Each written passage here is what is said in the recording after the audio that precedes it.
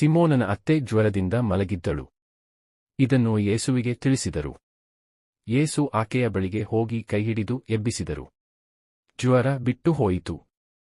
ಸಂಜೆ ಸೂರ್ಯ ಮುಳುಗಿದ ಮೇಲೆ ಜನರು ರೋಗಿಗಳನ್ನು ದೆವ್ವ ಹಿಡಿದವರನ್ನು ಯೇಸುವಿನ ಬಳಿಗೆ ಕರೆತಂದರು.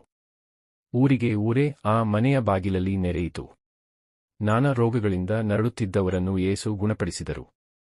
ದೆವ್ವ ಹಿಡಿದವರಿಂದ ದೆವ್ವ ಬಿಡಿಸಿದರು. ತಾವು ಯಾರೆಂಬುದನ್ನು ದೆವ್ವಗಳು ಅರಿತಿದ್ದುದರಿಂದ ಯೇಸು ಅವುಗಳಿಗೆ ಮಾತನಾಡಲು ಅವಕಾಶ ಕೊಡಲಿಲ್ಲ. ಮುಂಜಾನೆ ಬೆಳಕು ಹರಿಯುವ ಮುನ್ನ ಯೇಸು ಸ್ವಾಮಿ ಎದ್ದು ಏಕಾಂತ ಪ್ರದೇಶಕ್ಕೆ ಹೋಗಿ ಪ್ರಾರ್ಥನೆ ಮಾಡುತ್ತಿದ್ದರು. ಇತ್ತ ಸಿಮೋನನು ಅವನ ಜೊತೆಗಾರರು ಯೇಸುವನ್ನು ಹುಡುಕಿಕೊಂಡು ಹೋದರು. ಅವರನ್ನು ಕಂಡ ಕೂಡಲೇ ಎಲ್ಲರೂ ತಮ್ಮನ್ನೇ ಹುಡುಕುತ್ತಿದ್ದಾರೆ ಎಂದು ತಿಳಿಸಿದರು. ಅದಕ್ಕೆ ಯೇಸು, ಅಕ್ಕಪಕ್ಕದ ಊರುಗಳಿಗೆ ಹೋಗೋಣ. ಅಲ್ಲೂ ನಾನು ಶುಭ ಸಂದೇಶವನ್ನು ಸಾರಬೇಕು. ನಾನು ಬಂದಿರುವುದು ಈ ಉದ್ದೇಶಕ್ಕಾಗಿಯೇ ಎಂದರು. ಅನಂತರ ಯೇಸು ಗಲಿಲೆಯ ಪ್ರಾಂತ್ಯದಲ್ಲೆಲ್ಲಾ ಸಂಚರಿಸಿ ಅಲ್ಲಿನ ಪ್ರಾರ್ಥನಾ ಮಂದಿರಗಳಲ್ಲಿ ಪ್ರಬೋಧಿಸುತ್ತಾ ದೆವ್ವಗಳನ್ನು ಬಿಡಿಸುತ್ತಾ ಬಂದರು.